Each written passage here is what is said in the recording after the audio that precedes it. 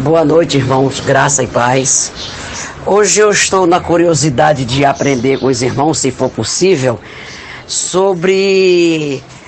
A Bíblia relata que Jesus ia nas sinagogas e eu achei curioso que ele foi poucas vezes. E as vezes que ele foi mais para repreender os líderes e chamar a atenção deles em si.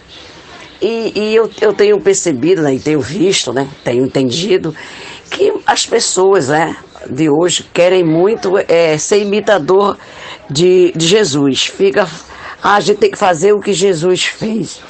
Então, às vezes eu me fico me perguntando, por que frequentamos tantos anos, né, uma igreja, quando na verdade Cristo foi tão poucas vezes e ainda foi para chamar a atenção dos fariseus, né, na época, no caso dos líderes religiosos. A gente tem como falar sobre isso hoje?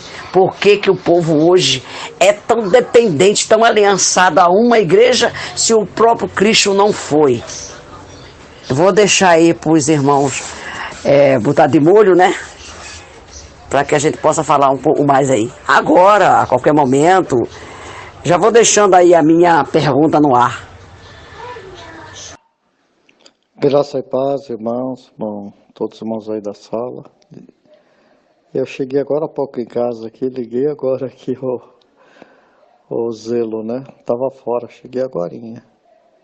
Mas estou por aqui, estou na área. Já que o irmão está meditando, eu vou dar uma contribuição, porque eu andei pesquisando hoje acerca dessas visitas de Jesus ao templo de Jerusalém. E, na verdade, em toda a vida do Senhor Jesus, só houveram, assim, 4 visitas destacadas na Bíblia, marcantes, né, que a gente pode dizer assim, ao templo. A primeira vez foi quando ele nasceu, né? Estava nascido com 8 dias e ele foi apresentado no templo. Isso, se não me engano, está em Lucas 2. Lucas 2, lá depois do 20, por aí. Lá depois do versículo 20. Lucas 2. A segunda vez foi quando ele já tinha 12 anos, durante a época da Páscoa. E ele estava instruindo os doutores da lei, né? E causando, assim, muita admiração pela sua inteligência. Também está em Lucas 2. Mas já lá para o 40, mais ou menos. A terceira vez foi quando ele foi batizado pelo João Batista, no Jordão. E também houve uma transformação de água, foi naquela época da transformação da água em vinho, né, em Jerusalém, que começou ali o seu ministério, né? Ele purificou o templo e ministrou mensagens ali naquela época, né? Isso está em João 2. Mais ou menos na altura do 15, por aí. João 2. E a última vez, foi a 4ª vez, foi no fim lá do ministério, já durante a Páscoa, nessa ocasião em que ele foi crucificado e morto, logo depois, né? E ele trouxe algumas mensagens por parábolas, em Mateus 21. Em Mateus 21, lá depois do 10, por aí, né? Mateus 21. Aí ele aí ele fez essa série de mensagens parabólicas, vamos dizer assim. Foram esses 4 momentos em que ele apareceu no templo de Jerusalém para fazer alguma coisa. Ele não era um frequentador assíduo do templo, não é isso, né? A pergunta da Lu, acho que tem muito a ver com esse sentido, né? Por que as pessoas hoje, já que eles querem seguir a lei, eles falam tudo do Velho Testamento, né? Então eles são seguidores da lei, a pessoal da religião. Então, se eles são seguidores da lei, e são imitadores do Senhor Jesus, por que então eles vão tantas vezes ao templo? Vai segunda, quarta, sexta, sábado e domingo. Por que tanto? Se o Senhor Jesus foi, ao longo da sua vida, foi 4 vezes só. E se eles são imitadores de Cristo, então são péssimos imitadores, não é verdade? Porque se Cristo não vivia lá dentro do templo, né? Porque os costumes dos judeus é que as pessoas sabiam as leis de Moisés em casa. Aprendiam. A própria Maria é um exemplo disso, né? A Maria era uma grande conhecedora das escrituras, quer dizer, o que era a escritura para eles? A escritura para ele era a lei mosaica, aquelas 613 missivas ali que Moisés fez. Então a prática do judaísmo, que se tornou a prática do cristianismo, era pela lei de Moisés, jamais foi pela graça maravilhosa, né? Jamais foi por aquele seguir Mateus, Marcos, Lucas e João. Não, isso veio muito tempo depois, né? A prática deles era da lei. Ora, se a prática era da lei, eles tinham que decorar aquilo ali, porque o descumprimento da lei, como o irmão Marcos falou ontem, né? O irmão Marcos falou acerca disso ontem. A prática, o não cumprimento da lei, quando era flagrado, era morte, né? A consequência do pecado era morte. Então, se você não soubesse muito direitinho como era a lei mosaica, você a descumpria, e se você fosse pego nesse descumprimento, certamente você era morto, né? Era a punição mais comum, era a morte, né? Diante do pecado. Mas eu vou só até aí, porque como está de molho, para deixar os irmãos um pouco meditar. Mas são só 4 passagens disso. A irmã Luciene colocou isso muito bem, né? Jesus não vivia o tempo todo dentro do templo, não. 4 passagens apenas que tem registro na Escritura. Pode ter mais uma ou outra, mas não são significativas. Eu não vi destaque, eu não encontrei. Eu pesquisei bastante e não encontrei. Inclusive, em algum momento, eu usei o próprio Google. E não tem, só tem essas 4, tá certo? Então eu acredito que não tenha outras mesmo. Amém? Graça e paz. Acredito que a passagem bíblica mais interessante aqui desse texto de Mateus, né? Que é uma das passagens como o Rodolfo disse aí, né? Que Jesus, estando no templo, né? Ele, Jerusalém, Jerusalém, que mata os profetas e apedreja os que são enviados. Quantas vezes quis eu ajuntar teus filhos, como a galinha junta os pintos debaixo de suas asas, e tu não quiseste. Eis que a vossa casa vai ficar deserta. Eis que a vossa casa vai ficar-vos deserta. Porque eu vos digo que desde agora não me vereis mais, né? Então eles estavam vendo Jesus no templo. Mas desde agora não me vereis mais, até que digais, bendito que vem em nome do Senhor, né? Então até hoje o sistema não vê mais o Senhor, né? Em espírito falando, né?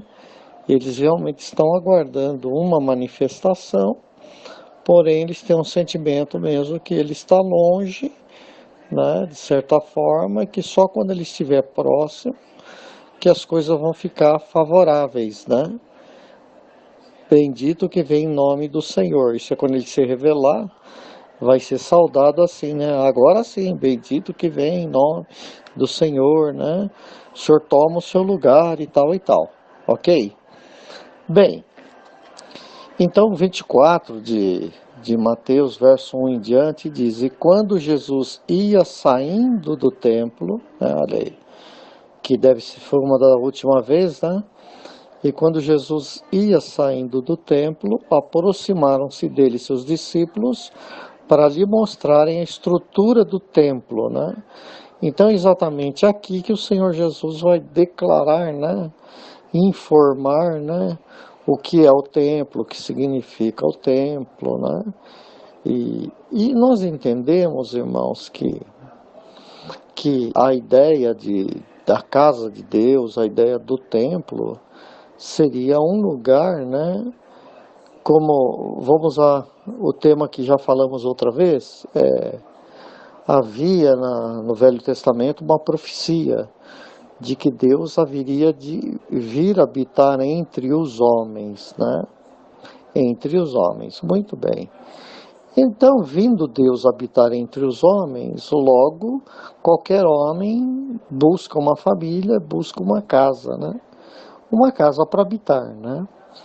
Então havia esse paradigma, digamos, essa necessidade de interpretar o que é que os profetas estavam dizendo, né? O Senhor haveria de habitar entre os homens, né?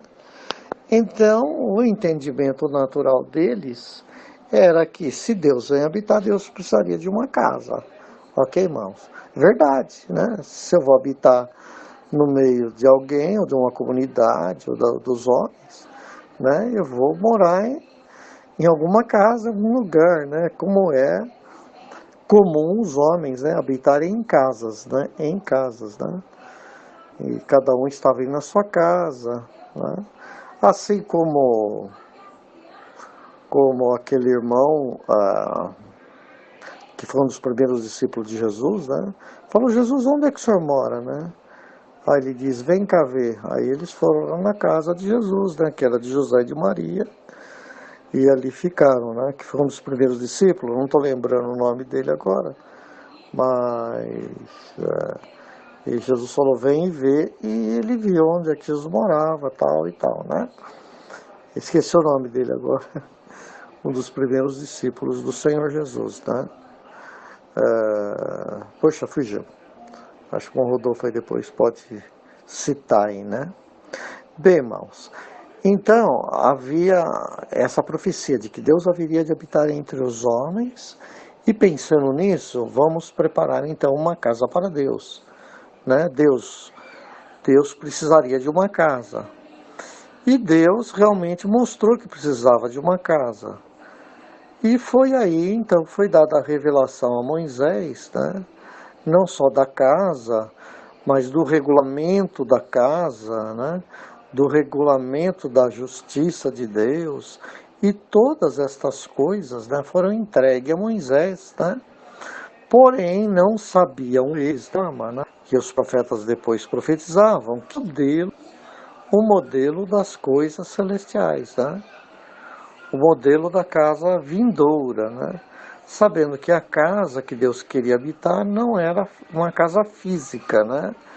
Feita pela mão do homem, né? Mas ele habitar no espírito do homem, né? No espírito do homem. E como é que Deus habita no espírito do homem, né?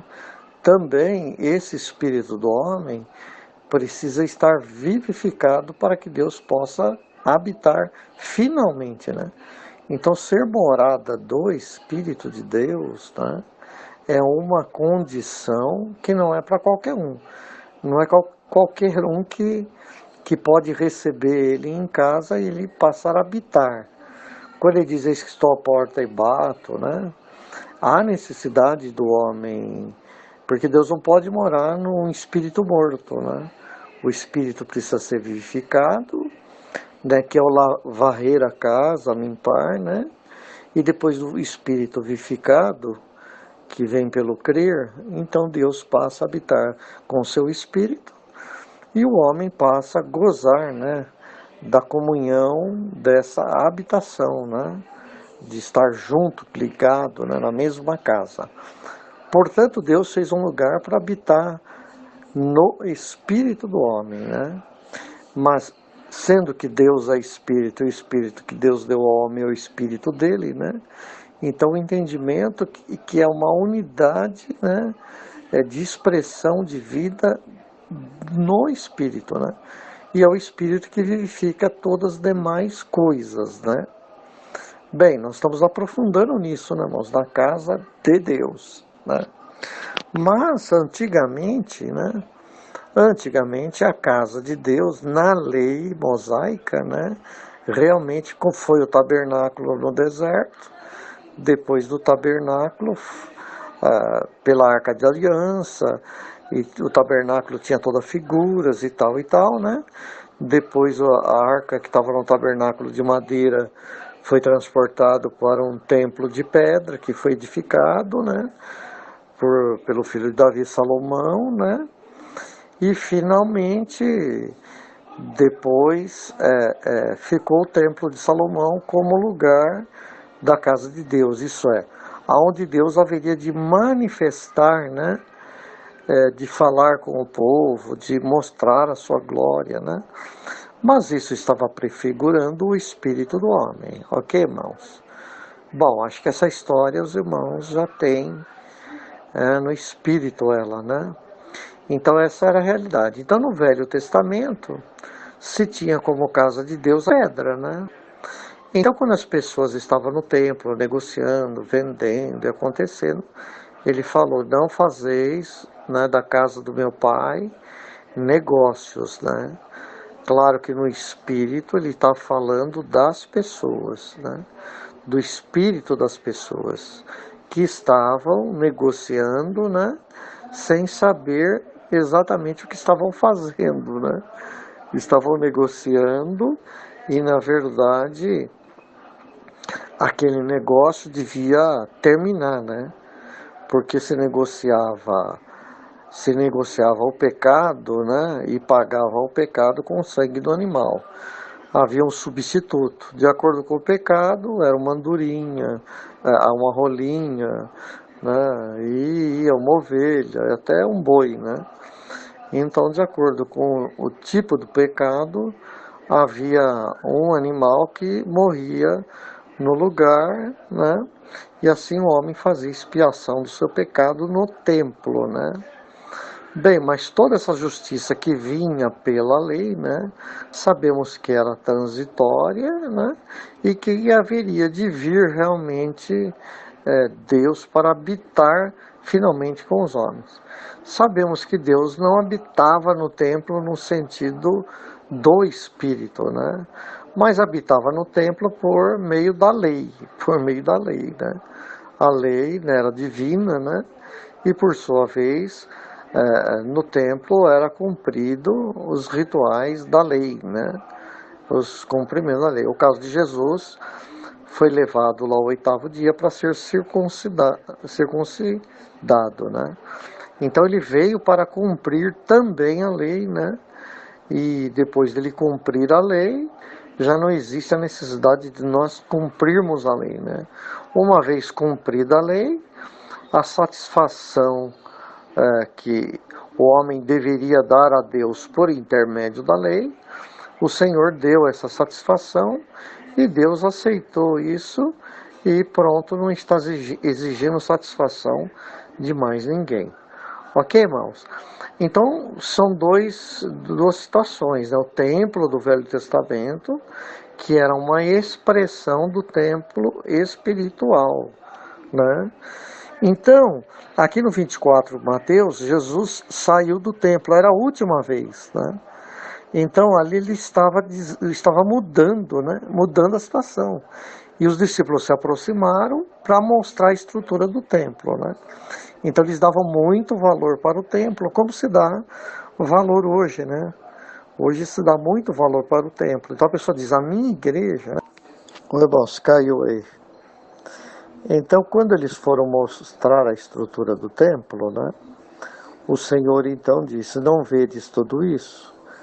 Em verdade vos digo que seja derribada, né? Então o Senhor estava profetizando a destruição do templo, né? Claro que houve uma destruição física, mas ele está falando de destruição espiritual, né? Não ficará pedra sobre pedra que não seja derribada, né? Pedra significa entendimento. O templo foi construído baseado em entendimento. Cada pedra, né, é um entendimento. Assim como Pedro, né, escreve na sua carta, na carta de Pedro, né, vós sois templos de Deus, edificado como pedras espirituais, né? Entende isso?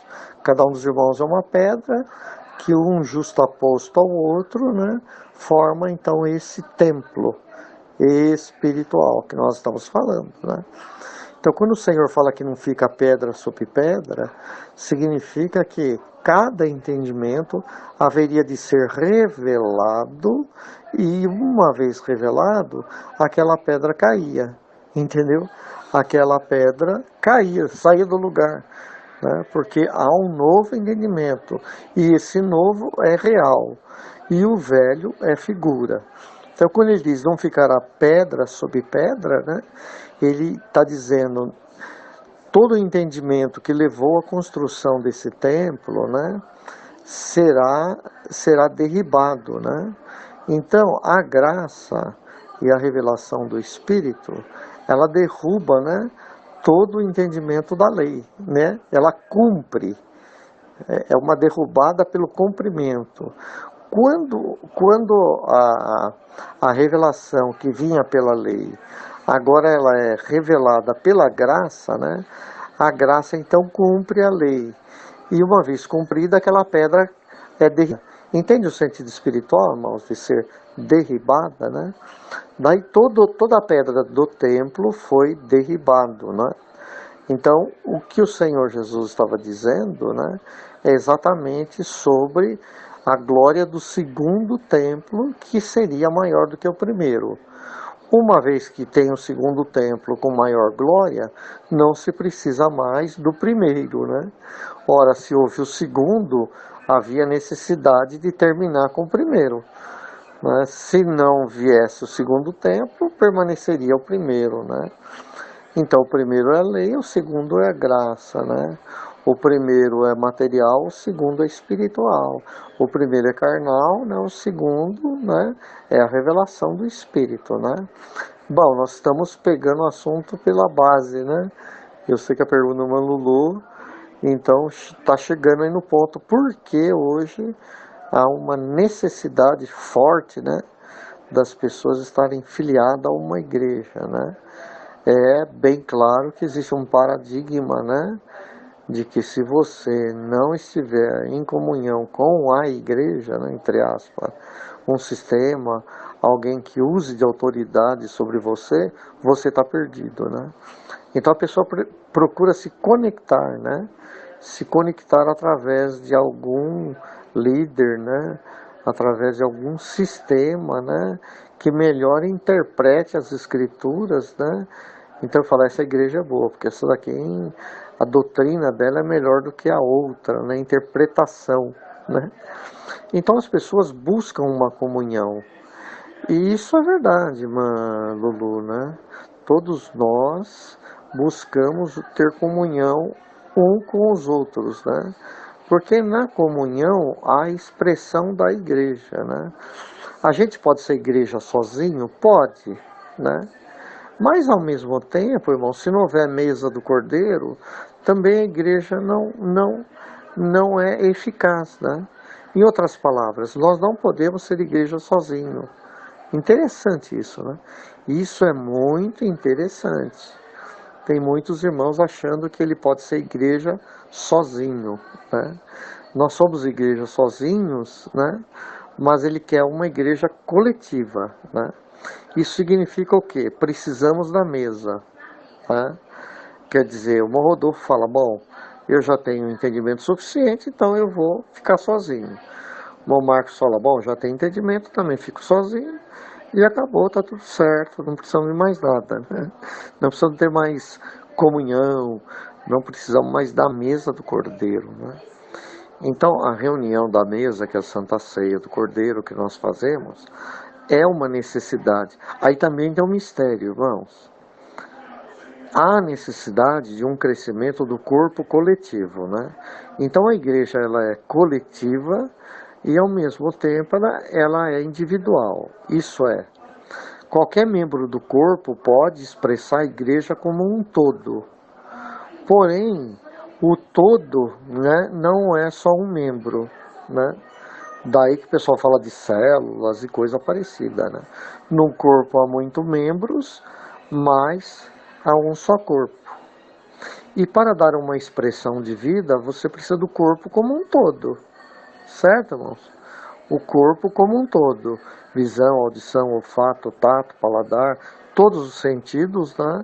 E tudo junto, as medulas e tudo mais cooperando para um todo, né?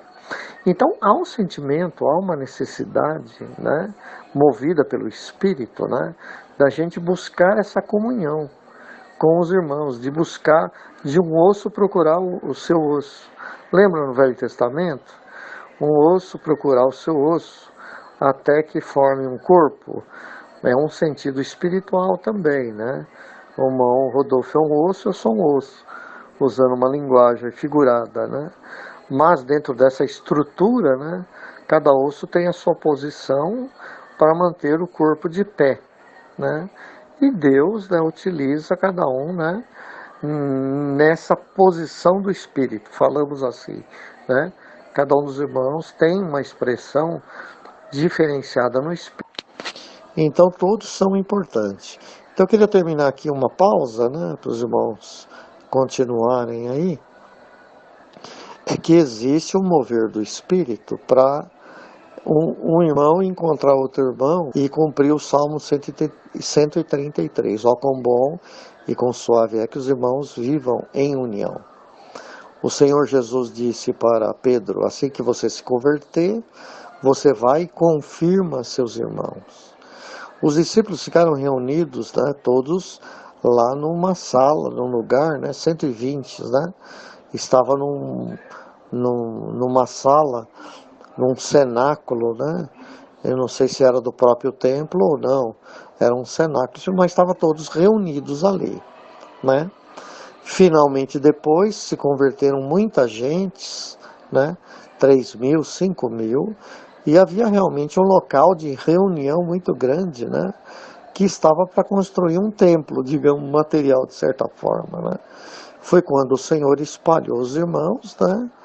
E os irmãos foram espalhados para outros países, ficaram só os apóstolos em Jerusalém, de certa forma, e aquela estrutura aparente desapareceu, né?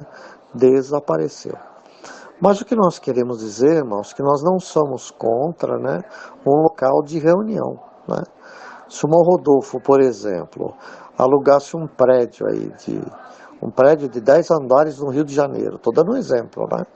Fala, irmão Marcos, esse prédio aqui está à disposição para os irmãos se reunirem, né, todas as noites que quiserem, para terem comunhão com Cristo face a face, os irmãos, né, poderem também se ajudar uns aos outros, e poderem também comerem junto, ou ajudar materialmente uns aos outros, né?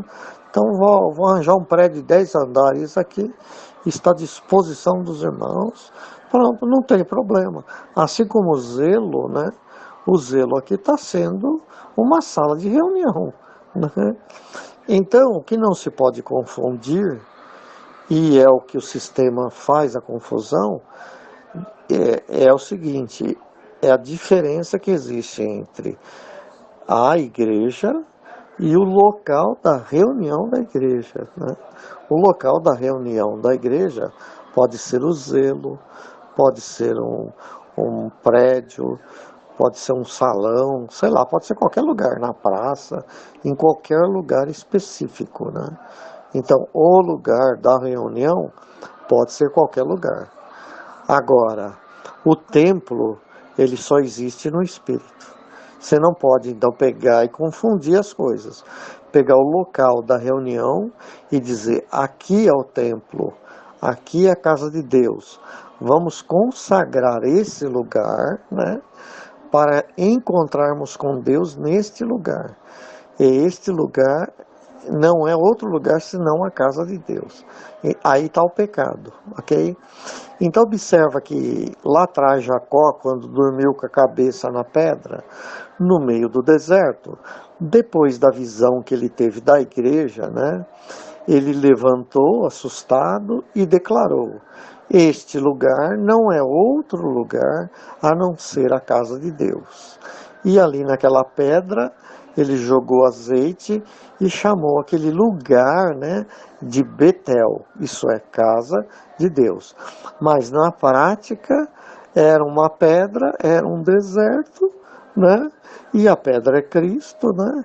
E o deserto é o lugar onde Cristo nos leva, e ali é a casa de Deus, isso é, aonde Cristo está, né? Deus habita naquele lugar. Porque Deus está em Cristo, assim como Cristo está em nós, né, irmãos? Então, as coisas são bem paralelas, digamos assim, né? Um paralelo, né? Um vive a realidade, outro vive a circunstância. Um vive o espírito, outro vive a carne. Um vive o espírito, outro vive a letra, né? Um vive a palavra, outro vive a letra da palavra, né? E aí por diante, né? Então o que o sistema faz sutilmente, né? O que ele faz sutilmente é ele faz sutilmente é pegar tudo aquilo que é espiritual, né? E publicar e tornar ele público, entregar na mão dos homens, né? E a igreja não é um lugar público, né? A igreja é um lugar particular, né? O corpo de Cristo é um particular. Assim como o corpo do homem e do mundo também é outro corpo, né? Diferente. Então qualquer coisa estranha no corpo de Cristo, né? Automaticamente ele vai expulsar, né? Aquilo vai sair fora, né? Porque o corpo de Cristo, né?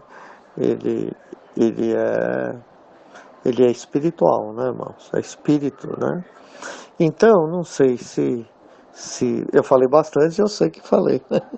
Mas não sei se alcançamos um progresso aí, né? O irmão Rodolfo deu uma boa introdução, eu dei uma mastigada aí junto com os irmãos, né? Eu acredito que os irmãos agora podem dar uma amplificada aí, né? Uma amplificada naquilo que foi dito, né? Então tá aí, irmãos, né? O panorama, né? Então nós não somos contra, né? A nenhum templo, né? No sentido de local de reunião. Nós somos contra o homem consagrar o local de reunião para ser casa de Deus, né? Aí não. Deus não habita em casa feita por mão do homem, né? Quando ele consagra o templo, consagra banco, consagra o tapete, consagra o púlpito, consagra o gasofilástico, né? Consagra o instrumento musical, consagra o cantor, né? Sai consagrando todas essas coisas, né? Ele então está copiando as coisas do Espírito, né? Porque no Espírito existe tudo isso, né?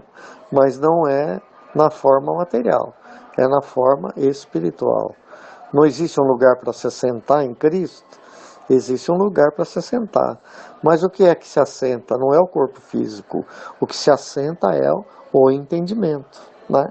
E assim por diante. Então realmente o Cristo e o anticristo existe, né? A igreja espiritual existe, como a igreja material existe. E aí está a luta entre um e a outra, né? Então muitos nossos irmãos, né? Manulu, então concluindo, eu digo que nos irmãos existe um impulso causado pelo Espírito, né? De buscar uma comunhão, né? Com o Espírito, né? Que está no outro irmão. Só que as pessoas são deslocadas para o sistema em não focar o outro irmão, mas focar a igreja, entendeu? Focar o líder, né? Focar aquele sacerdote que se interpõe, né? Como acima dos irmãos, né? E pode ser o mediador do Espírito, né? Que possa então saciar. Ele pode dar a palavra, né, para você e você ir para casa satisfeito, né? Você pode oferecer alguma coisa, né? Se aquilo ser recebido e você voltar satisfeito, né? Então realmente é pegar o modelo velho, né? E reformar ele com as coisas da graça, digamos assim, né? Dar uma reformada. E aí saiu o templo do anticristo, digamos assim, né? Mas a necessidade é real, né? As pessoas buscam isso, né? Mas acabam encontrando outra coisa diferente, né? E essa coisa diferente não deixa os irmãos ter comunhão uns com os outros, né? Quer dizer, quando o irmão vai falar com o outro a respeito das coisas do Espírito, eles têm medo, né? Porque foi colocado um medo neles, ó. Essas coisas de Deus, de doutrina, das coisas, não se discute. Isso aí é para o pastor, isso é para o líder, é ele que vai falar, é ele que vai dar a palavra, né? Esse assunto entre os irmãos, né, não pode ser discutido, né? Isso não, né? Não pode ser discutido.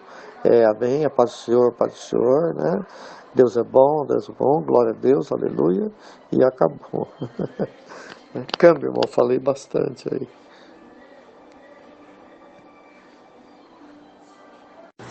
Já que eu dei um tempinho para alguém entrar, mas não entraram, então eu vou pegar essa deixa aí que o irmão falou, porque isso são coisas do Espírito e que os irmãos muitas vezes ficam com receio, eles têm medo.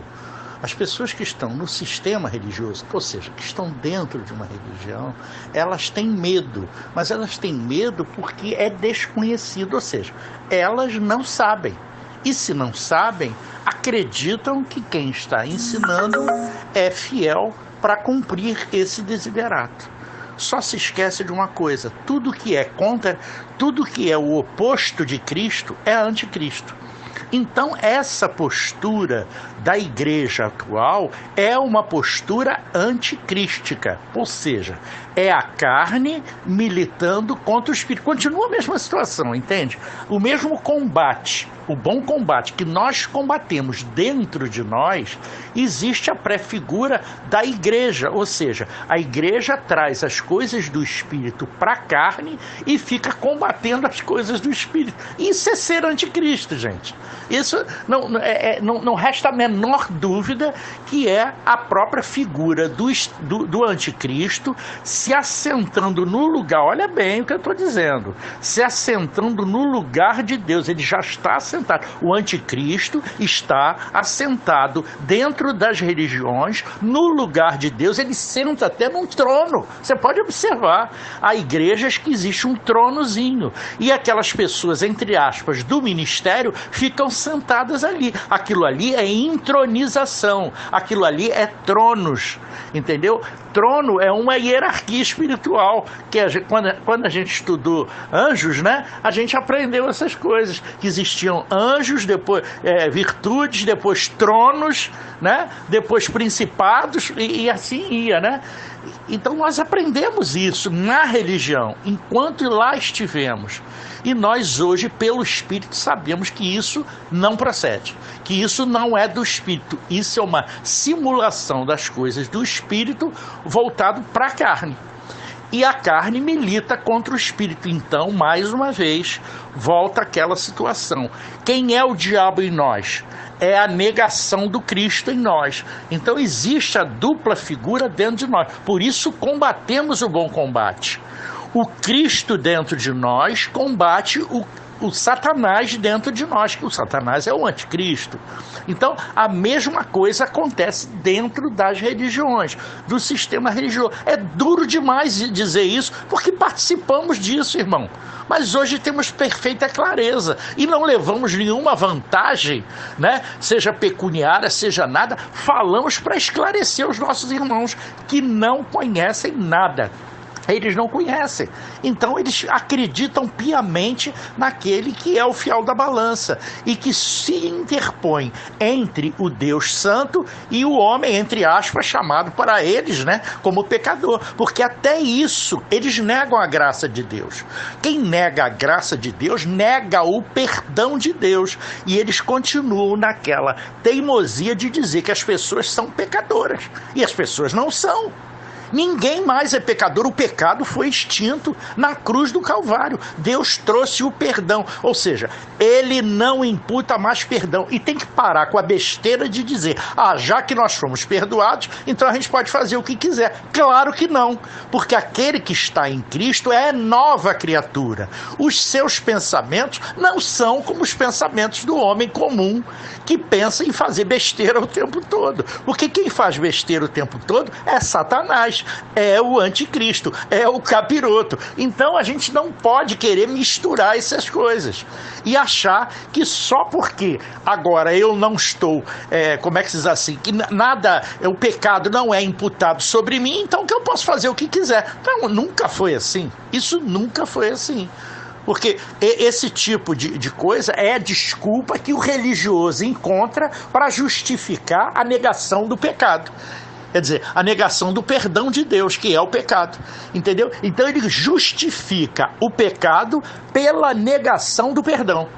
Então todas as pessoas se acham pecadores, então elas ficam correndo, feito, desculpa a expressão, mas eu não tenho outra, é feito um cachorro ou um gatinho que fica correndo atrás do rabinho, ele fica correndo atrás de uma salvação que nunca vai atingir, porque a salvação do Espírito já aconteceu antes, na cruz do Calvário, e eles não foram informados disso, eles foram informados que continuam pecadores, quer dizer, ou seja, cumprindo uma lei que já está extinta pelo cumprimento do único que podia cumpri-lo, que é Cristo. Então qualquer um que se antepõe ao Cristo verdadeiro, é o anticristo. Então se a religião faz esse papel, é exatamente como Pedro, que não queria que Cristo fosse para a cruz. O que a gente tem que dizer para ele? Aparta de mim, Satanás. É isso que a gente tem que dizer.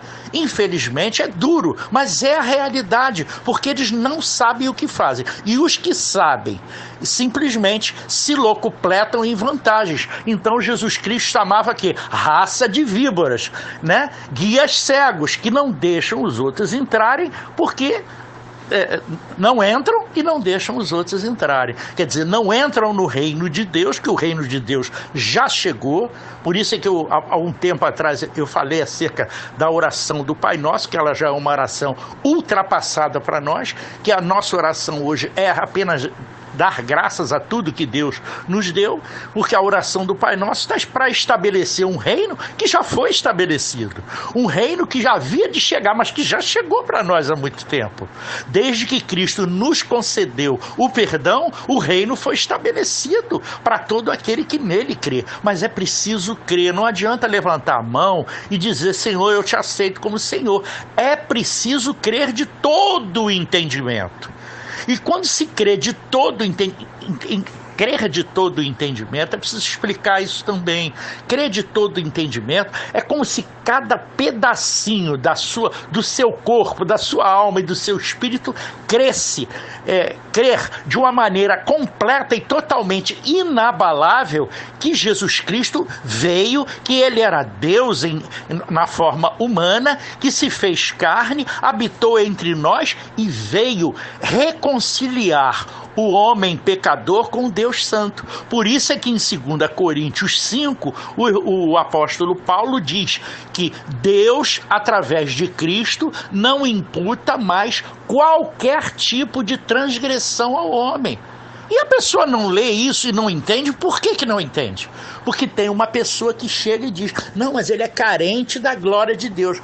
Não é, amado. Está misturando lei e graça. Uma coisa é a lei, outra coisa é a graça. Se você misturar os dois, não vai compreender absolutamente nada. Você vai estar comendo uma mistureba, uma gororoba. Você está misturando dois canais. Uma coisa que já passou, uma coisa que já foi cumprida, uma coisa que não precisa mais ser cumprida pelo homem, porque Cristo já cumpriu no nosso lugar. Ele cumpriu a lei e ele morreu por nós. Olha que coisa magnífica essa obra de cruz. Morreu por nós, deu a sua vida para que cada um de nós, através dele, morresse também na mentalidade e no espírito, recebesse o Cordeiro dentro de si. E uma vez recebendo o Cordeiro, vai digerindo o Cordeiro como nós fazemos aqui na mesa, porque infelizmente na religião não há a mesa do Cordeiro, não há uma mesa. Aquele simulacro carnal de uma mesa espiritual que fazemos aqui, veja bem, aqui é discernida a palavra de Deus. Palavra de Deus é verdadeira comida. E eu falei isso ontem. E vinho é verdadeira bebida. O que é o vinho? É o entendimento. Quando a palavra é discernida, ela é digerida pelo nosso espírito. E aí há completo entendimento disso. Isso é vinho novo. A gente come o cordeiro e bebe o vinho. Essa é a verdadeira ceia. Aquela ceia que está ali, que você come todo mês, que devia ser todo dia, mas eles não deixam as pessoas entenderem isso. Eles não entendem e não deixam entender. Então, verdadeiramente, a maioria dos nossos irmãos que são líderes são guias cegos, porque não compreenderam a graça maravilhosa de Cristo. Percebe? Então, eu vou só até aí, porque eu já falei bastante disso. Eu não estou aqui para bater nos irmãos, não, de modo algum. Eu também já participei disso. Mas acontece que essa é a realidade. E a verdade tem que ser dita. Doa a quem doer. E haja o que houver. Porque senão, aquela vinda de Cristo, quando ele dizia: ó Jerusalém, Jerusalém, que matou os seus profetas, daqui a pouco eles nos crucificam e nos matam também. Porque somos profetas para eles e eles simplesmente não gostam da gente, porque a gente está dizendo a verdade, daqui a pouco vão querer nos colocar na cruz, não é verdade? É que felizmente essas coisas não acontecem nos dias de hoje, mas até que ponto, não é verdade? A gente não sabe, né? A gente já recebeu várias ameaças em vários momentos, né? Outros nos fizeram cair no esquecimento, isso também é matar a cada um de nós. O irmão Marcos foi morto pelos seus amigos, pelos seus parentes, pelos seus colegas, né, de religião, essa coisa toda. Eu também, Luciene também. Nós fomos excluídos da vida das pessoas. Isso é morte, irmãos. Isso é realidade, isso é morte. Então, a pessoa está fazendo isso, está fazendo o papel do anticristo, porque não tem amor pelos seus amigos. Entenda, nós fomos líderes de muitas dessas pessoas e essas pessoas hoje nos excluem. Nós é que continuamos amigos delas. Elas não querem a nossa amizade. Elas demonstram isso no dia a dia, que não querem mais saber de nós. E deixa estar que elas estão excluindo das suas vidas, muitas das vezes, né, sem querer ser pretensioso, estão perdendo o tempo da visitação de Cristo. Não é verdade? Eu vou só até aí, irmão. Perfeito, bom Rodolfo. É verdade. Então Jesus disse que toda a estrutura, né, do templo seria desmontada, né? Claro que ele está falando de estrutura, né, de entendimento, de mentalidade, né? Por exemplo, quando ele pegou o cordeiro lá, pegou o pão e partiu na mesa, né? Ele disse: tomai e comei cada um de vós. Isso era físico, natural, né? Mas não ia ser mais dessa forma, né? E agora ia partir o pão e é espiritual. Ele disse: fazei isso sempre, em memória de mim, né? A memória de Cristo está aqui, né? Sempre, né? Então, quando ele disse que ia desmanchar toda aquela estrutura que eles viam, enxergavam e achavam bonito, né? Ele disse que não ficaria pedra sobre pedra. E estando ele assentado no Monte das Oliveiras, os discípulos chegaram então, mais em particular, né, para saber então quando é que essas coisas iam acontecer, seria o fim do mundo, né? Para eles, falou: isso aqui vai ser o fim do mundo. Então Jesus mostrou, né, o que ia acontecer. O Senhor Jesus, irmão, pelo Espírito, derrubou toda a estrutura. Vamos falar assim, derrubou, como nós estamos aqui mostrando, né? E continuamos derrubando, né? Confirmando que ela está derrubada, né? Mas o Senhor Jesus mostrou exatamente quais eram o que ia acontecer para que não fosse derrubado, né? O que os homens iam fazer, né? Aonde está o problema da estrutura do templo? Entende que o negócio é espiritual? Jesus disse para eles então: acautelai-vos que ninguém vos engane. Entendeu? O engano mantém a estrutura do templo. Que coisa, não está tão claro aqui o 24 do Mateus, né? Olha só, Jesus respondeu e disse: acautelai-vos que ninguém vos engane. Como é que o homem faz para que a estrutura do templo não seja derribada? Ele sustenta ela pelo engano. Esse é o ponto número 1. Quer mais um ponto? Número 2. Porque muitos virão em meu nome. Muitos virão em meu nome. Ponto número 2. Usa o nome do Senhor, né, para dar aval a tal situação. E diz, eu sou Cristo, né? Então, esse ponto 2 aqui diz, eu sou o Cristo, né? Vamos chamar de 3. Ó, o ponto 2 aqui. O nome dele é uma alavanca para manter a estrutura de pé. Usa o nome dele. E também diz, eu sou o Cristo. Entendeu? Isto é, eles dão a interpretação das Escrituras como se fosse ela a palavra de Deus e do Cristo. A palavra do Cristo está ali e acabou, né? É aquilo que está escrito, né? Então eles assumem isso. É aí que ele diz, dizendo, eu sou Cristo, enganarão a muitos. Quando a pessoa diz que olha, Cristo está aqui nas Escrituras e eu vou falar dele, né? Porque ele disse isso, porque ele fez isso, porque ele isso, porque, né? Eles não falam na primeira pessoa, né? Eles falam na terceira, né? Então, isso aí, esse ponto 3 aí, para manter a estrutura do templo em pé, é dizer, eu sou o Cristo, né? Não é que eles falam, eu sou o Cristo, exatamente no pé da palavra, né? Qualquer um que se interpõe, que se propõe a interpretar a palavra de Deus é Cristo. Quem é que interpreta a palavra de Deus, irmãos? É Cristo. Quem é o mensageiro de Deus? É Cristo. Quem é que dá razão da palavra de Deus? É Cristo. Cristo é o quê? É a parte prática da palavra, né? Porque Cristo é aquele que leva a palavra. Por isso que as pessoas dizem, né? Eu vou levar a palavra para os pecadores, né?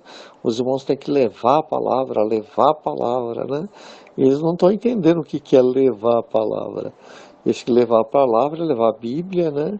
E mostrar o que está escrito, né? Não é isso levar a palavra, né? Levar a palavra é levar a mensagem do testemunho, né? Que Deus deu ao Senhor Jesus e o que o Senhor Jesus entregou a nós para que nós testificássemos, né? Portanto, o terceiro ponto aí é dizer, eu sou o Cristo. Então, quem se propõe a dizer, eu sou pregador da palavra de Deus, eu estou falando a palavra de Deus, que é o Cristo. Porém, não é o verdadeiro. E o Senhor diz, enganarão a muitos. Observa que Jesus está falando de estrutura, irmãos. Está bem claro, né? Ele está falando de estrutura.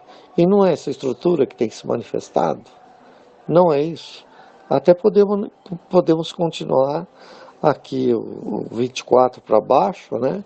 Mas chegando até o 5, os irmãos estão observando, né? Que eles estão mantendo uma estrutura, né, de pé, e essa estrutura vai enganar a muitos, né? E tem que tomar cuidado, porque vai enganar mesmo, né? Vai usar o nome, vai dizer eu sou, né?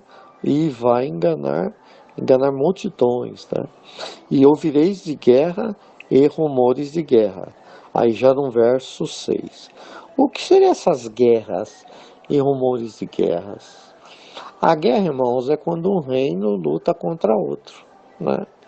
Guerra é isso. Não tem a igreja Assembleia, ela faz guerra contra quem? A Batista. E a Batista guerra entre eles, né? Para prevalecer, né? O Cristo mais forte, né?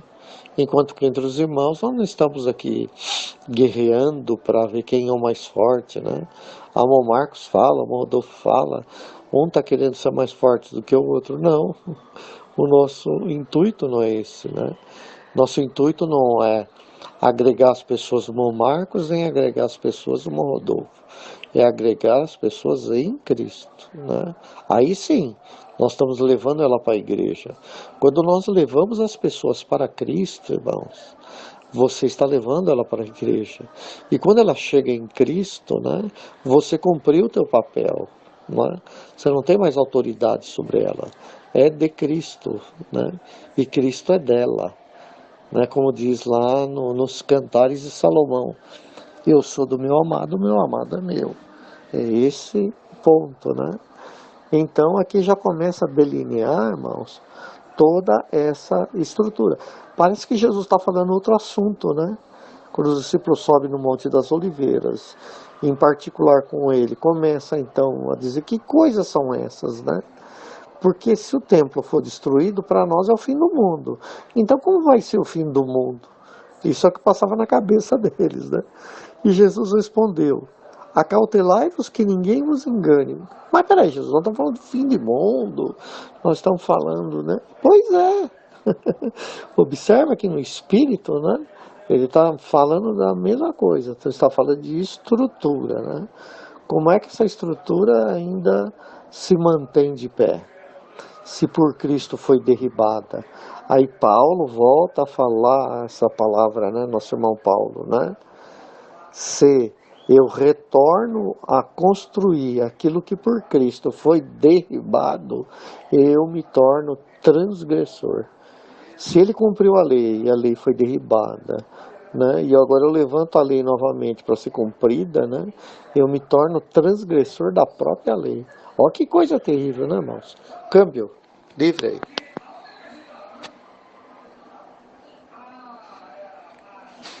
É isso mesmo, Marcos. A gente está falando do Cristo e do anticristo.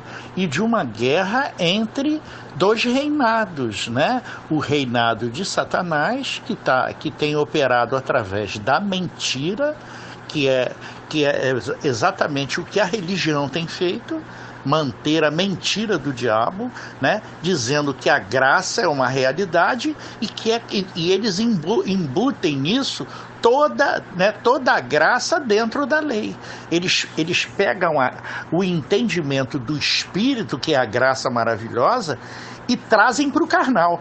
Com isso, eles tornam a lei maior do que a graça, percebe? Eles estão querendo fazer o testemunho, que é o ministério da morte, que Paulo chamava. Ministério da morte é a lei, né? Porque quem transgredir a lei é morto, não é verdade? Então, exatamente isso que é feito. Então, eles trazem para o carnal e aí continua aquela guerra entre os dois reinos. Por isso é que há guerras e rumores de guerra, como o irmão muito bem colocou. As pessoas ficam achando que está falando de um fim de um mundo, né? Do mundo constituído, que é uma guerra entre nações e essa coisa. Não, são coisas assim. Cristo fala de uma maneira profética, né? E ele fala por parábolas para que as pessoas com o seu entendimento carnal não entendam. Por isso é que eles não conseguem entender. Por isso é que não destruíram as Escrituras e fizeram as Escrituras virar o seu bel prazer. Porque eles não têm o entendimento da letra. Entendeu? Nem o próprio entendimento da letra, porque a letra está confusa para ele, porque está falando numa linguagem profética, aí ele não consegue interpretar o que está escrito, e como ele não consegue interpretar pela sua própria mentalidade aquilo que está escrito, então simplesmente ele não apaga, e ele não apagando, ele cumpriu aquilo que Cristo queria, ou seja, não deixou que pessoas, pelo seu entendimento, pelo seu muito saber, pelo seu muito conhecer da língua dos homens, não fizessem uma tradução e se passassem por outros salvadores que não o Cristo Jesus. Percebe? Então, esse tem sido o entendimento. E a igreja tem sido exatamente, está fazendo esse papel. A igreja que a gente entende que é as religiões. Tá certo? As religiões fazem o papel da igreja, quando na verdade não são uma anti-igreja, porque você está se afastando de Cristo. Muitas das pessoas, às vezes, na melhor das intenções, querendo se chegar ao seu Salvador, querendo chegar a Deus, querendo chegar ao seu Senhor, não conseguem chegar. São as linhas de oposição que o irmão tanto falou. A pessoa tenta chegar. Quando começa a ter um entendimento, quando começa a ter um esclarecimento, eles vêm e dizem, não, isso é mentira. Eles têm credibilidade, irmãos, porque ninguém fala na igreja. Isso é uma outra coisa. Na ceia, todas as pessoas falam. Cristo fala, Cristo é falador, Cristo fala muito. Cristo pregava no deserto, fora do deserto, nas regiões, ele pregava. Então, quem é o Cristo que prega? É cada um de nós que faz parte desse corpo. Então, se você faz parte do corpo, por que você não está falando? Porque na religião não deixam você falar. Você é um Cristo mudo. Então, como é que você vai ter o perfeito discernimento? Se você não fala, você não cresce. E se você não cresce, você não está tendo substância. A sua comida, ela é incipiente, ela não alimenta o seu espírito. Então você está fazendo uma ceia e não está se alimentando, porque a comida é fraca. Só um fala, e só esse um, entre aspas, se alimentaria. Mas como ele fala sempre da letra, ele fala da palavra do homem, a palavra do homem não edifica, porque ele está lendo a letra da Escritura, e a letra da Escritura, ela não dá vida, ela não traduz vida, e se ela não traduz vida, ela traduz o quê? Morte espiritual. É isso que ela traduz. Ela traduz morte. Então, continuamos no ministério da morte, que é o ministério da lei. Percebe? A gente está usando a argumentação que eles usam efetivamente contra eles. A gente está fazendo um judô espiritual aqui. Estamos usando a força do inimigo de Deus contra ele mesmo. Porque é isso que ele tem feito o tempo todo, desde que a gente se entende por gente, irmão Marcos. Estivemos no sistema religioso e a gente não sabia o que fazia. E agora a gente está falando com os irmãos que não sabem o que fazem. Então a gente está tentando elucidar, dar um pouco de luz a essa região trevosa que ainda habita nos irmãos. Senão, quando Cristo bater a porta, eles não têm comida, né? Não tem azeite na botija. É uma noiva que não é a noiva ataviada. Ela não tem azeite na botija. Ela não tem, vamos dizer assim, unção de Deus para receber ele. Não tem luz para poder iluminar o caminho do noivo, né? Ela não tem comida para dar de comer a quem tem fome. Ela não tem bebida para dar de beber a quem tem sede. Ela não tem agasalho para agasalhar quem tem frio. Essa é a realidade da igreja hoje, da igreja chamada de religião. Não a igreja de Cristo, que é o verdadeiro corpo, que são esses irmãos todos que estão chegados, que estão embutidos na graça de Cristo, né? Verdadeiramente na graça do Senhor. Só até aí. É isso mesmo, Rodolfo. E quando eu estou falando aqui sobre guerras e rumores de guerras, né? Na verdade, existe uma guerra, né? Paulo diz, combati o bom combate. A guerra entre o reino do céu e o reino do mundo, né? Ainda persiste isso, né? Nós estamos numa guerra espiritual, né, irmãos? Estamos numa guerra. O Edir Macedo, né, junto com o R.R. Soares, né, não podem fazer guerra declarada. Podem fazer algumas coisinhas embutidas, né? Mas se eles fizerem guerra, eles não subsistirão, né? Se Satanás dividir o seu reino, né, ele mesmo não pode subsistir, né? Então a guerra aqui que está falando, né, entre reino, né, é o reino de Deus, o reino de Cristo, né, contra o reino do mundo, né? Esse combate, Paulo diz, combati o bom combate, acabei a carreira, guardei a fé. É disso que está falando, né? É esse o bom combate. Nós estamos aqui combatendo, né? Combatendo o que? A mentalidade errada. Combatendo o que? A estrutura de templo errado, né? Não somos contra a pessoa em si, mas contra a mentalidade errada, né? E ouvireis de guerras, rumores de guerra, né? Toda hora que começa a falar, irmãos, de Cristo, né? e dando uma nova mentalidade, né? Pode ver que vai ter rumor, ó, ali vai ter guerra, ali vai acontecer guerra. Já já vai explodir, né? Já já alguém vai se levantar e vai dar conflito. E é verdade. Nação contra nação. Vós sois uma nação eleita, diz Pedro, né? Realmente nós somos a nação, irmãos. É uma nação contra outra nação, né? A nação da lei contra a nação da graça, né?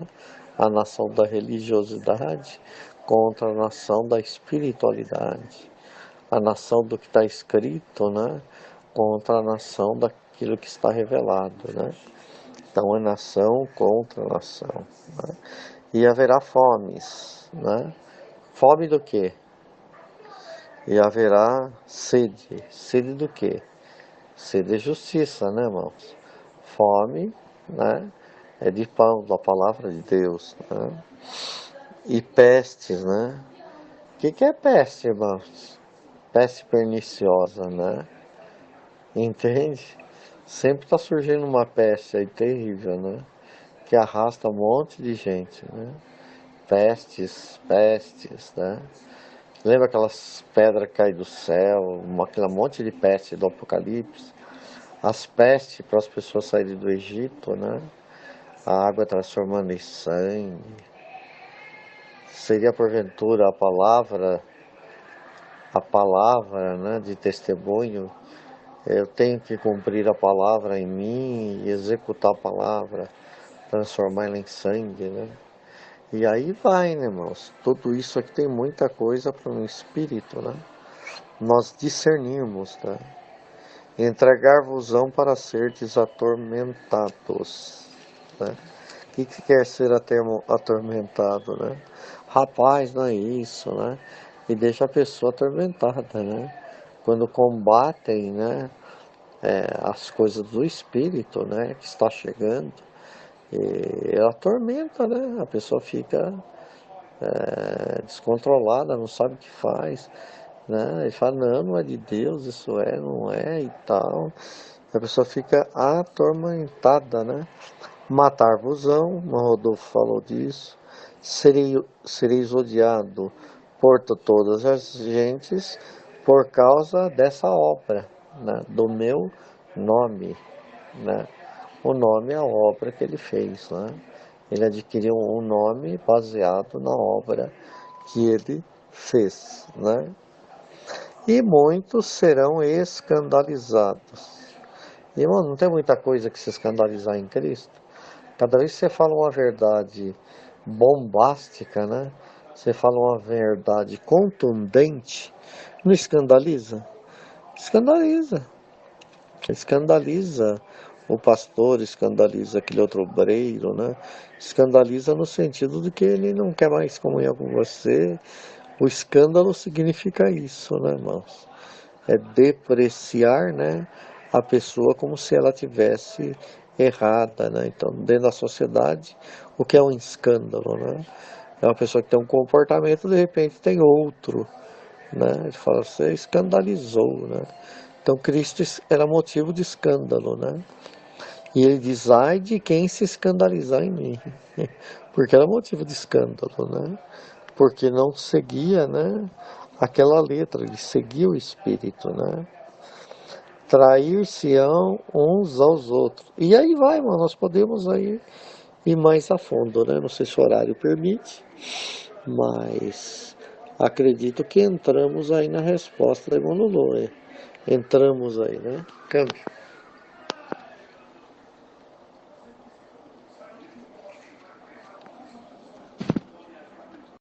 Não, ela está ouvindo o senhor, sim, ela está ouvindo o que eu falo, o que o senhor fala, né?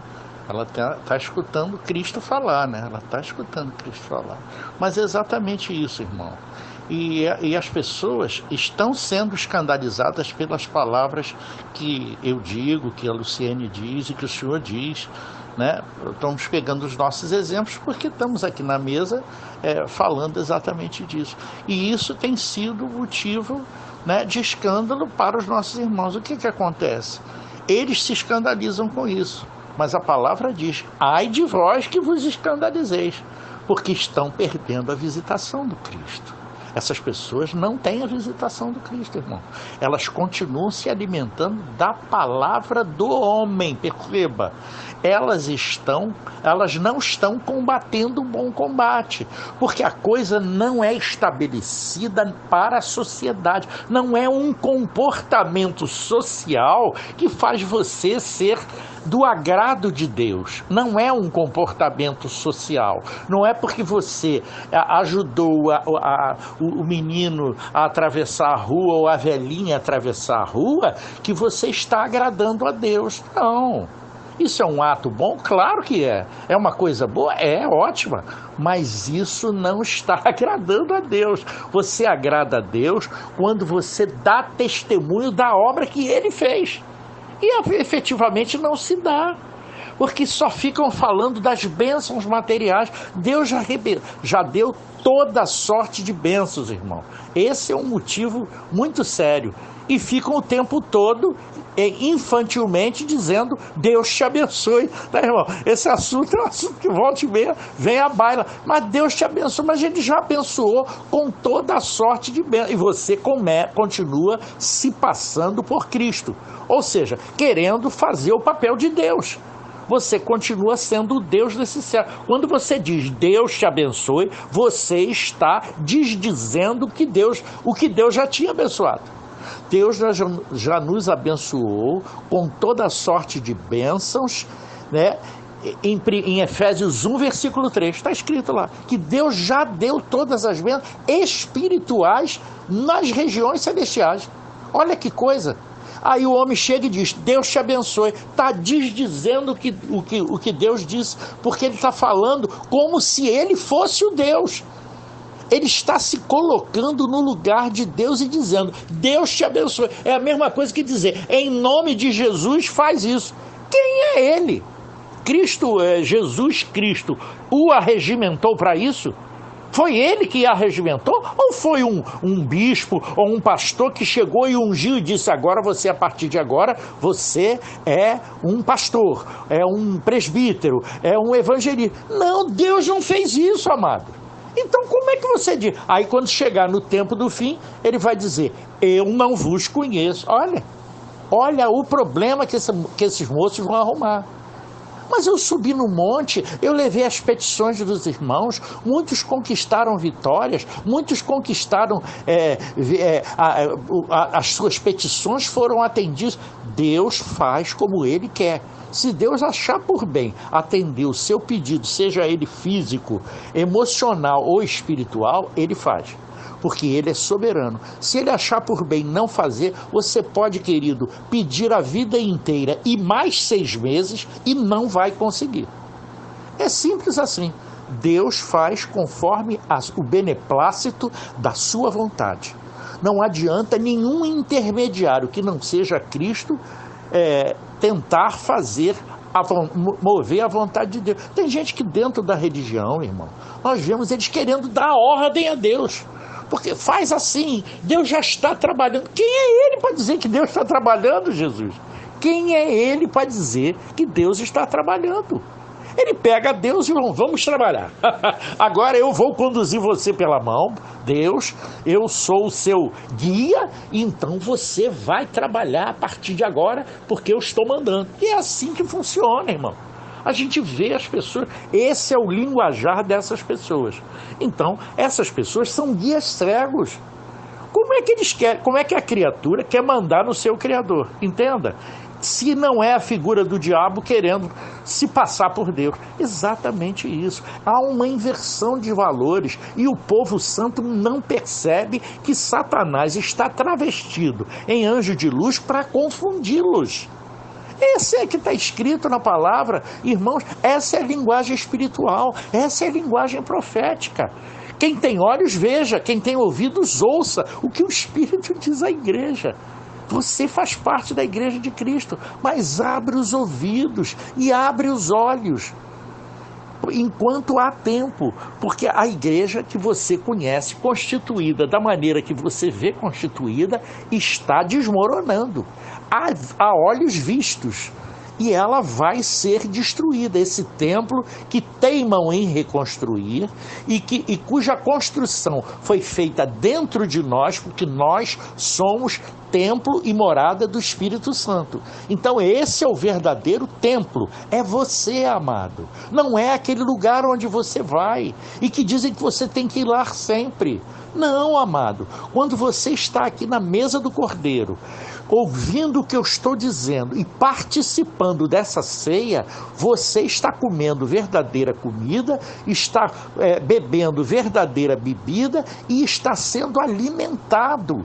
Você está em congregação, você está congregando comigo, com Marcos, com Luciene, com Jorge, com Silvana, com Navarro, entendeu? Com todos esses irmãos, com Pedro, com Jorge, né? Com todos esses irmãos, com Valdiza, com Nonato, está participando da mesa do Cordeiro, onde muitos Cristos estão falando, porque se não tiver Cristo falando com Cristo e alimentando aos demais, só tiver um falando, amados, tem alguma coisa errada.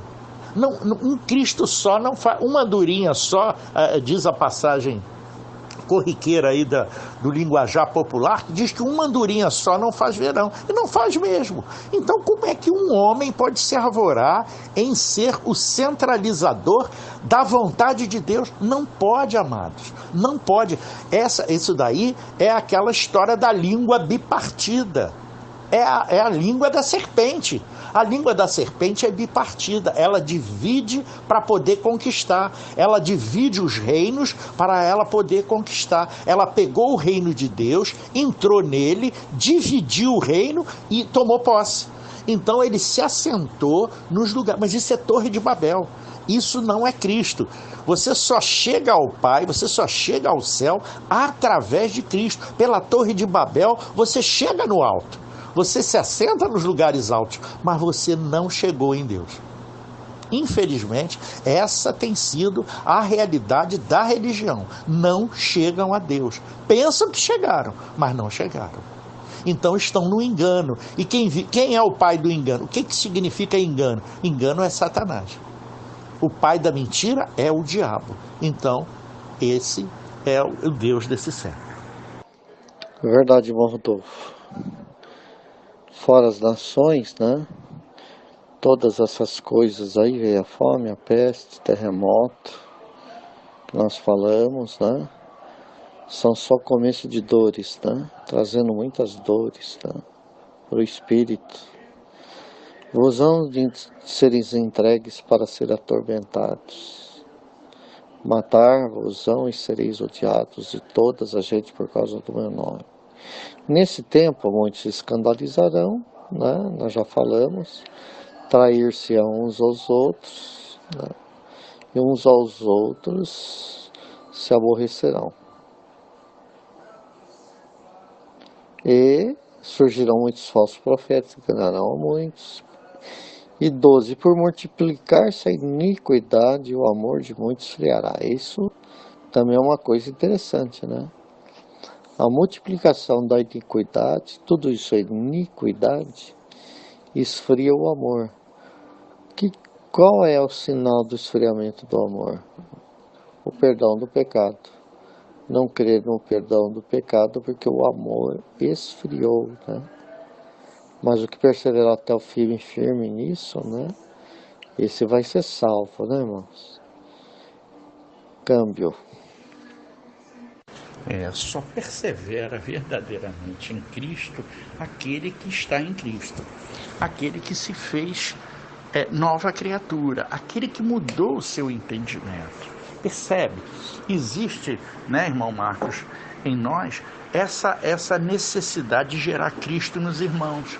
Porque se o irmão não mudar a sua mente, né, não vos conformeis com esse século, mas muda a sua mente, para que saiba qual é a boa, perfeita e agradável vontade de Deus. E qual é a boa, e perfeita e agradável vontade de Deus?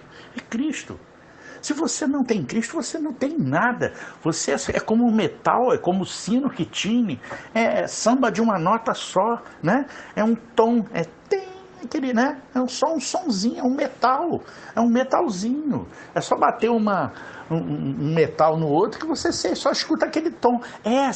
Então você é exatamente assim. Se você ainda não está em Cristo, você não tem enredo, né? A melodia não tem sonoridade, não é uma melodia, é uma nota. Percebe? É uma nota, é um tom, apenas um tom, não é uma melodia. Então não há perfeito louvor. Se você não está em Cristo, você não faz esse perfeito louvor que nós estamos fazendo aqui agora com a palavra de Deus. Porque a palavra de Deus e o testemunho de Cristo é perfeito louvor. Então nós estamos louvando a Deus, não precisamos cantar, pular, não fazer nada disso. Nada disso é necessário. Tudo na presença do nosso Senhor, desde que você dê bom testemunho de Cristo, você está participando e fazendo verdadeiro louvor, né, irmão Marcos? Então, a gente vê os irmãos num engano. Então, chegue-se a Cristo, permita-se crer nessa obra maravilhosa, entender que Ele era o nosso Deus. Isso eu acho que todos já entenderam, que Ele é o nosso Senhor, que Ele é o nosso Salvador. Esse é o discurso que a religião faz. Mas na hora que realmente a gente diz, olha, Ele morreu, deu a sua vida para te salvar, e te salvou. Você está salvo. Aí, não, eu tenho que fazer alguma coisa pela minha salvação. Pronto, já jogou uma pá de cal em cima de você mesmo. Quer dizer, você acaba de se sepultar. Você acaba de se tornar um morto-vivo. Né? Você está vivo, aparentemente, nessa vida, mas você está morto espiritualmente. Você se mantém incrédulo, percebe? A incredulidade leva o homem à morte. Foi o que aconteceu no passado. Ele não acreditou na graça de Deus. Ele não acreditou que ele não precisava depender de Deus. E aí o que aconteceu com o homem? Morreu. Foi isso que aconteceu com cada um de nós. Então nós nascemos, chegamos nesse mundo mortos espiritualmente. É preciso crer no Cristo para receber o Espírito vivificante, que é a graça maravilhosa. Então se você não crê, você não é batizado, ou seja, não recebe o Cristo. Se você não recebe o Cristo, você não tem vivificação no seu espírito, continua um morto-vivo. Esse é o novo nascimento. Cada hora que a gente consegue exprimir um pouquinho mais, a gente vai tentando passar isso para esses irmãos, porque a gente sabe que as linhas de oposição são muito fortes dentro da religião, e elas impedem que as pessoas nasçam de novo, e quando nascem, morrem de novo. Quer dizer, elas conseguem vencer o pátio do tabernáculo, né? Aceita o sacrifício de Cristo ali no altar dos sacrifícios, né? E entra no santo lugar. Mas quando ela vai entrar no santo lugar, vem alguém e diz assim, não, esse sacrifício, é você que tem que fazer o seu sacrifício, é você que tem que morrer. Só que ele não explicou para você que o seu sacrifício é junto com o de Cristo. Cristo fez o físico e você faz o mental e o espiritual. Eles não explicam isso. Aí você acha que tem que fazer algum sacrifício. Então, deixa aqui a sua carteira de dinheiro, deixa aqui, vamos fazer aqui uma campanha, 17 ou 7 vezes aqui você tem que vir aqui na igreja, você tem que dar o seu dízimo, a sua oferta, você tem que dar alguma coisa pela sua salvação. Amados, não tem não. Isso é a mentira do diabo. Você não tem que... Tudo para você é de graça, porque essa é a graça maravilhosa. Se você não entender que essa é a graça maravilhosa e que a graça maravilhosa é de graça, você não entendeu nada. Você continua vivendo a lei de Moisés. E a lei de Moisés foi cumprida por Cristo, pelo único que podia cumpri-la. E cumpriu. Então, nós estamos crescendo nesse trabalho de... como é que se diz assim? De entendimento do Cristo em nós, como esperança da glória de Deus. E o nosso objetivo é gerar esse mesmo Cristo em você. Mas é preciso que você creia. E se você continuar incrédulo, você não vai nascer de novo. E não nascendo de novo, aquele que não crê, a palavra assegura que já está condenado. Percebe? A condenação. Mas eu aceitei Jesus, mas eu estou dentro da igreja, mas eu estou fazendo isso, eu fui batizado nas águas, eu fiz isso, eu fiz aquilo. Mas batizado nas águas da palavra de Deus.